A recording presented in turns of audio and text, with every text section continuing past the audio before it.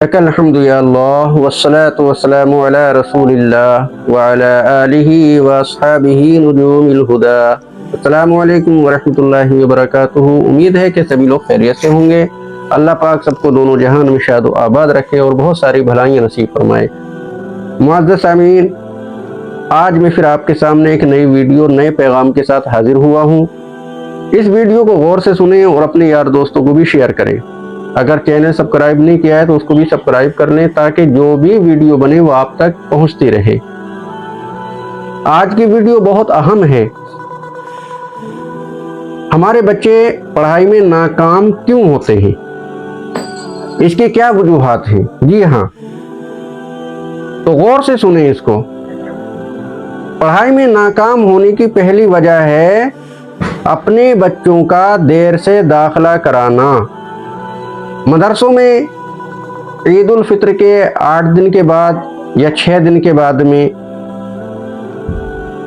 और जो है स्कूलों में 1 अप्रैल से दाखिले शुरू हो जाते हैं।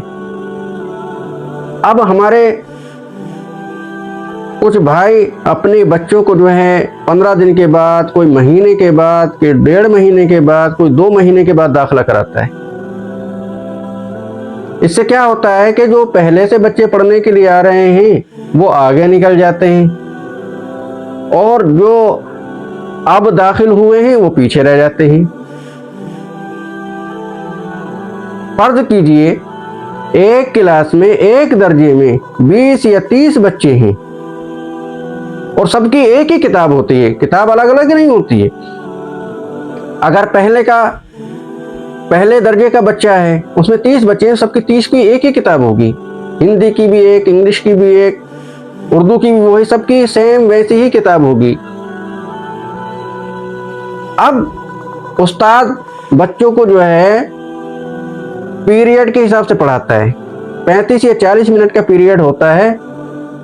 तो किसी उस्ताद के पास उर्दू का पीरियड होता है, किसी के पास हिंदी का होता है, किसी के पास इंग्लिश का होता है, किसी के पास उर्दू का और किसी सब्जेक्ट का होता है। तो हमारे वो बच्चे जो शुरू से पढ़ रहे होते हैं वो आगे निकल जाते हैं। कोई आधी किताब पढ़ चुका होता है, कुछ बच्चे आधी किताब पढ़ चुके होते हैं, कोई उससे कम, कोई उससे ज्यादा। अब नया बच्चा जो आया उसको शुरू का याद नहीं है, उसको उन बच्चों के साथ चलना मुश्किल हो जाता है। अब उस्ताद 35 मिनट या 40 मिनट के पीरियड में इन पुराने बच्चों को पढ़ाए या नए को पढ़ाए। अगर नए को पढ़ाता है तो पुराने बच्चे रुक जाते हैं और पुरानों को पढ़ाता है तो नया रुक जाता है। तो प्यारे इस्लामी भाई, इससे जो है पढ़ाई में मुश्किलें पेश आती हैं, जिसकी वजह से हमारा जो नया बच्चा है, जिसका देर से दाखिला हुआ है, वो पढ़ाई में कमजोर रह जाता है। लिहाजा अपने बच्चों को जैसे ही स्कूल या मदरसे खुले फौरन दाखिल करा देना चाहिए। टाल मटोल नहीं करना चाहिए और दुनिया के काम रोको। पहले बच्चों को दाखिल कराओ, उनका दाखिला कराओ, उनका एडमिशन कराओ। नंबर 2, ज्यादा गैर हाजिरी करना। जी हाँ, जो बच्चे ज्यादा गैर हाजिरी करते हैं वो हमेशा पढ़ाई में नाकाम रहते हैं। हमारा बच्चा कितना भी जहन का अच्छा है, कितना भी मेहनती है, लेकिन वो अक्सर छुट्टियां करता है तो पढ़ाई में नाकाम रहेगा। और एक बच्चा ऐसा है जो जहन का थोड़ा कमजोर है लेकिन लगातार आता है पढ़ने के लिए, मेहनत करता है, कभी गैर हाजिरी नहीं करता, तो उसको एक न एक दिन कामयाबी जरूर मिलेगी इंशाअल्लाह। लिहाजा प्यारे सामीईन, अपने बच्चों को कभी छुट्टी ना कराया करें। सख्त मजबूरी कोई हो गई, बहुत ज्यादा तबीयत खराब है, वो एक अलग बात है, वरना ऐसा नहीं कि आज हमारा बच्चा कभी मामू घर है, कभी नाना घर है, कभी खाला घर है, कभी फूफी घर है। आए दिन जो है मेहमानदारियों में हमारी इस्लामी बहनें अपने बच्चों को लेके जाती रहती हैं, उनको भेज देती हैं और उनको ये पता नहीं कि पढ़ाई का नुकसान हो रहा है। कभी जाएं भी तो छुट्टी में। जुमे मदरसों में आम तरीके से जुमे की छुट्टी रहती है, स्कूलों में इतवार की छुट्टी रहती है। तो अगर जाएं तो जुमेरात को चले जाएं, एक रात रहें और जुमे की शाम तक जो है वापस हो जाएं, ताकि हमारे बच्चों की पढ़ाई का नुकसान ना होने पाए। इसी तरीके से शादी वगैरह भी कम करना चाहिए, और इस तरीके अगर करना ही हो तो इस तरीके से करें कि पढ़ाई के बाद जो है उसमें शिरकत होनी चाहिए। बाद हमारे बच्चे जो है शुरू सुबह से ही रुक जाते हैं। अगर मोहल्ले में, गांव में शादी है तो सुबह से छुट्टी किए पड़े हुए। अरे भाई तुम्हारा क्या काम है सुबह से छुट्टी करने का? आपको पतीले नहीं पकाना, कुछ नहीं करना। आप जो है छुट्टी के बाद भी खाना खा सकते हैं, वहां शिरकत कर सकते हैं। आम तरीके से खाने जो है 3-4 बजे तक शादियों में चलते हैं। तो प्यारे सामीईन, हम अपने बच्चों को इस पर बहुत ध्यान रखें। छुट्टी करने से ऐसा होता है जैसे ट्रेन रुक जाती है और फिर उसको चलने के लिए, रफ्तार बनाने के लिए काफी वक्त लगता है। फिर रफ्तार बनी, फिर रुक गई। जो ट्रेन बार बार रुकती है वो अपनी मंजिल पर काफी देर से पहुंचती है। ट्रेनें लेट हो जाती है ना, क्यों होती हैं? वो रुकती हैं बार बार, उनको सिग्नल में रुकी पड़ी हुई है। तो जितना रुकती हैं इतना ही देर से अपनी मंजिल पर पहुंचती हैं। इसी तरीके से हमारे बच्चों का हाल है। नंबर 3, घर पर पढ़ने के लिए ना बैठाना। उस्ताद ने उसको काम दे दिया, सबक उसका सुन लिया, सबक आगे को बता दिया, कॉपी पर काम दे दिया। अब हम अपने घर पर बच्चों को पढ़ने के लिए ना बैठाएं, हमारे बच्चे घर पर पढ़ने के लिए ना बैठे, तो ये बताओ कैसे काम चलेगा? उस्ताद का काम सुनने का है ना, याद करना, होमवर्क करना, ये हमारा काम है, हमारे बच्चों का काम है। लिहाजा घर वालों को चाहिए, सरपरस्तों को चाहिए कि अपने बच्चों की खास निगहदाश्त करें। जैसे ही बच्चे यहाँ से जाएं, मदरसे से या स्कूल से जाएं, तो उनको थोड़ी देर खाना खाने के बाद आराम करने के लिए दें और उसके बाद पढ़ने के लिए बैठा दें।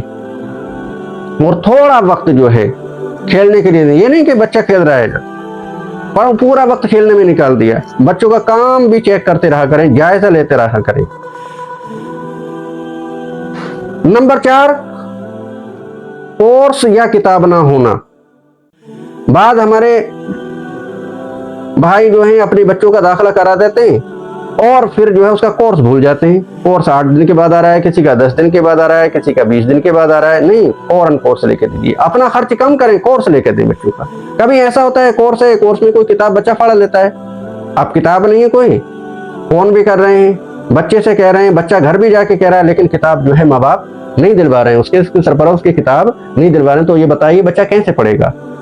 लिहाजा इन बातों पर भी ध्यान हमें देना चाहिए।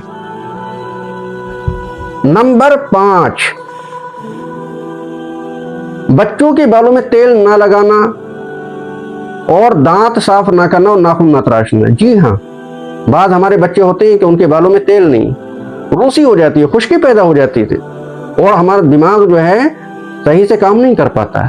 बालों में तेल लगाते रहना चाहिए। बालों में तेल लगाने से क्या फायदा होता है? उसमें खुश्की नहीं होती है और दिमाग जो है वो सही काम करता है। जब दिमाग सही काम करता है तो सबक भी अच्छा याद होता है। इसी तरीके से हमारे बच्चे जो हैं, बाद बच्चे जो हैं दांत नहीं मांजते, दांत बिल्कुल पीले हो रहे हैं, मुंह से बदबू मार रही है।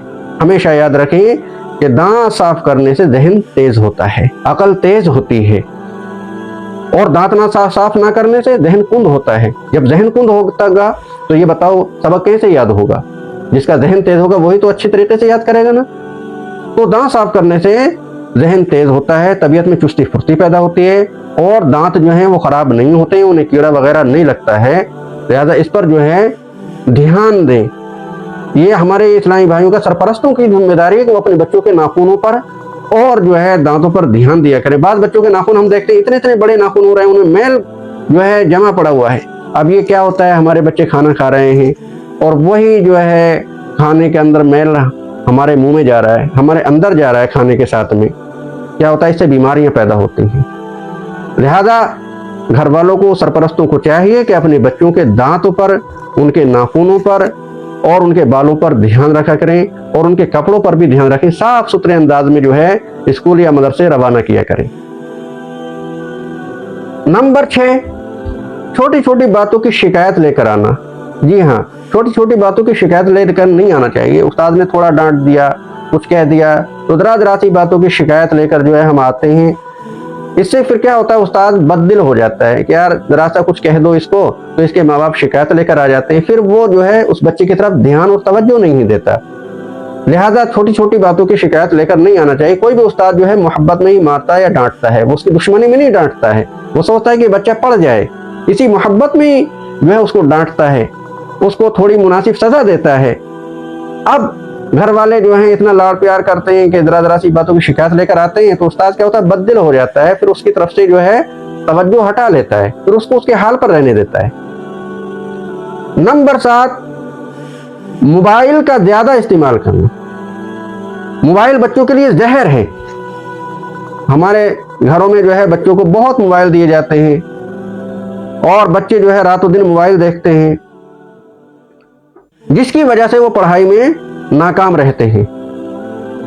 लिहाजा बच्चों को मोबाइल दिया ही ना जाए, और अगर उनकी मोबाइल की ज़्यादा लत पड़ चुकी है तो धीरे धीरे कम कराना चाहिए। बस 15-20 मिनट चलाने के लिए दिया जाए और ये कहा जाए कि अगर आपने सबक याद नहीं किया, आपने होमवर्क नहीं किया, अपना काम सही तरीके से अंजाम नहीं दिया, तो ये मोबाइल आपको बिल्कुल नहीं मिलेगा। तो इस तरीके से बच्चे काम भी कर लेंगे और उनकी मोबाइल की लत भी धीरे धीरे जो है खत्म हो जाएगी। मोबाइल बच्चों के लिए बहुत जहर है। जो बच्चे मोबाइलों पर रह रहे हैं वो पढ़ाई में नाकाम रहे। नंबर 8, ज़हीन, मेहनती और शौकीन ना होना। हमारा बच्चा ज़हीन नहीं है, बुद्धू है, कवि है, कुंद ज़हन है, तब भी जो है वो नहीं पढ़ पाएगा। इल्म के लिए ज़हीन होना जरूरी है, और फिर ज़हीन के साथ साथ शौक और ज़ौक़ का होना भी जरूरी है। शौकीन हो पढ़ने का, उसे पढ़ने का शौक और ज़ौक़ हो, क्योंकि जिस चीज का शौक और ज़ौक़ नहीं होगा उस चीज की इंसान तलब कब करता है? जिस चीज का शौक होता है तो उसकी तलब करता है। और मेहनती होना, मेहनत का होना। शौक तो है, अल्लाह पाक ने ज़हन भी दिया है, शौक भी है, लेकिन मेहनत नहीं करते, काम नहीं करते, उसको याद नहीं करते, उस्ताद की हिदायत पर अमल नहीं करते। तो ये बताओ कैसे काम बनेगा? उस्ताद की हिदायत पर अमल करना, जो काम दिया है उसको याद करना, ये जरूरी है, वरना खाली शौक से काम नहीं बनेगा। खाली शौक से जो है कोई चीज हासिल नहीं होती, उसको हासिल करने के लिए मेहनतें करना पड़ती हैं, काम करना पड़ता है, सही कोशिशें करना पड़ती हैं। नंबर 9, अपने बच्चों को हराम रोजी खिलाना। जी हाँ, जो लोग अपने बच्चों को हराम रोजी खिलाते हैं उनको इल्म हासिल नहीं होता। दुनियावी इल्म अगरचे हासिल हो जाए लेकिन उसको दीन का इल्म हासिल नहीं होगा, क्योंकि इल्म एक नूर है। और वो हराम तीनों में जो हराम की कमाई से बले पड़े हैं, जो जिस उनके अंदर वो दाखिल नहीं होता है। लिहाजा हमें जो है अपने बच्चों को पाक और साफ और हलाल रोजी खिलाना चाहिए। नंबर 10, अमल ना करना। हमारे बच्चे पढ़ते हैं लेकिन अमल नहीं करते, नमाजों से दूर हैं, रोज़ों से दूर हैं, खाने पीने का रंग ढंग तरीका नहीं सुन्नत के मुताबिक। उस्तादों को भी ध्यान देना चाहिए, बच्चों की अमली तरबियत करना चाहिए, और उस्ताद से ज्यादा जो है माँ बाप और सरपरस्तों को करना चाहिए। क्यों कि 24 घंटे में सिर्फ स्कूल या मदरसे में बच्चे 5 घंटे या 5.5 घंटे रहते हैं। उस्ताद के पास 5 या 5.5 घंटे रहे और माँ बाप के पास 19 घंटे रहे। खाना पीना माँ बाप के साथ ही करते हैं, नमाजों का वक्त जो होता है वो माँ बाप के पास ही गुजरता है, घर में गुजरता है। अब हम नमाजों का कोई ध्यान नहीं, फोन कर रहे हैं, मौलाना साहब बच्चा नमाज नहीं पढ़ता, ये नहीं करता, कहना नहीं मानता, ये बताइए, ये जिम्मेदारी आपकी नहीं कि अपने बच्चे को नमाज पढ़ने का सिखाएं, उसे नमाज के लिए कहें, नमाज की ताकीद करें और खुद भी पढ़ें। और होता क्या है, हम खुद नमाज पढ़ते नहीं और बच्चों को दोष देते हैं। तो ये बताओ, बच्चा आपके पास रह रहा, आप नमाज नहीं पढ़ रहे, तो बच्चा कैसे पढ़ेगा? आप टीवी देख रहे हो, फिल्मी ड्रामे देख रहे हो, बच्चा कैसे उसको छोड़ देगा? लिहाजा अगर हमें टीवी से, फिल्मी ड्रामों से बच्चों को बचाना है तो अपने आप बचना होगा। नमाजें अगर उसे पढ़वानी तो उसे ताकीद करनी होगी और हमें खुद भी पढ़ना होगी। इसी तरीके से खाने पीने पर ध्यान दें, बच्चों को बताएं कि बेटा सीधे हाथ से खाते हैं, बिस्मिल्लाह पढ़कर खाते हैं, और साफ कर, खाने के बाद प्लेट को अच्छे तरीके से साफ कर लेते हैं। पानी जब पीते हैं बेटा तो बिस्मिल्लाह पढ़कर पीते हैं, सीधे हाथ से पीते हैं, 3 सांसें पीते हैं और बैठकर पीते हैं, पीने के बाद अल्हम्दुलिल्लाह कहते हैं। इसी तरीके जब कपड़ा पहनते हैं तो पहले सीधा हाथ डालते हैं, फिर बायां हाथ डालते हैं, पहले सीधा पैर डालते हैं, फिर बायां पैर डालते हैं, और जब निकालते हैं तो इसका उल्टा करते हैं। इस तरीके से हमें बच्चों की सुन्नतों की तरबियत करनी चाहिए, उनको फराइज़ और वाजिबात के बारे में बताना चाहिए, उन्हें अच्छाई और बुराई सिखाना चाहिए कि बेटा ये काम बुरा है, ये अच्छा है, ये गलत है। बाद बच्चे जो है आपस में तू तड़ाक बोल रहे हैं, घर में एक दूसरे को गाली दे रहे हैं और हम भी एक दूसरे को गाली दे रहे हैं बड़ों को, तो ये बताइए बच्चों पर क्या असर पड़ेगा? अगर हम बच्चों को अच्छा किरदार, अच्छे अखलाक सिखाना चाहते हैं, अपने बच्चों को नेक बनाना चाहते हैं, तो पहले हमें खुद नेक बनना होगा। सिर्फ काम जो है वो बातों से नहीं चलेगा, ऐसे बन जाओ, मिसाली बन जाओ उनके सामने, तुम्हें देखकर वो खुद जो है अमल करने लगे इंशाअल्लाह। नंबर 11, उस्ताद का मेहनती और माहिर ना होना और उसके अंदर पढ़ाने का शौक और ज़ौक़ और जज्बा और कौम और मिलत का दर्द ना होना। जी हाँ, अगर उस्ताद भी मेहनती नहीं है, वो पढ़ाने का माहिर नहीं है, या उसके अंदर पढ़ाने का शौक और ज़ौक़ और जज्बा नहीं है, उसके अंदर कौम और मिलत का दर्द नहीं है, बच्चों का दर्द नहीं है, बच्चों के साथ वो खिलवाड़ कर रहा है, उसके बच्चे कभी कामयाब नहीं होंगे। उस्ताद को चाहिए कि वो अपने शागिर्दों को अपने बच्चों के जैसा समझे, उनका वक्त बर्बाद ना करे, उनको मेहनत से पढ़ाए और जो है पढ़ाई के वक्त में कभी भी जो है खाली ना रहे।